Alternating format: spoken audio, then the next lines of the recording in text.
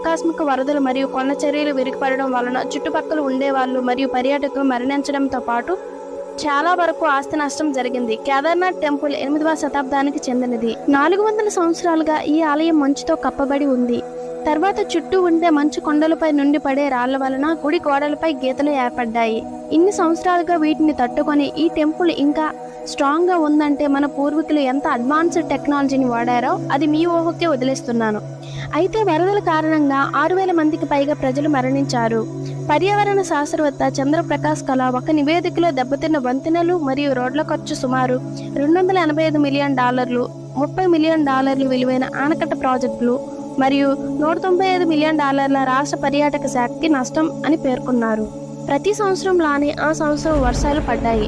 కానీ జూన్ 16న మాత్రం వర్షం భారీగా పడడం స్టార్ట్ అయింది. కానీ అక్కడికి వచ్చిన టూరిస్టులు మాత్రం అంతగా పట్టించుకోలేదు. సరిగ్గా జూన్ 16 సాయంత్రం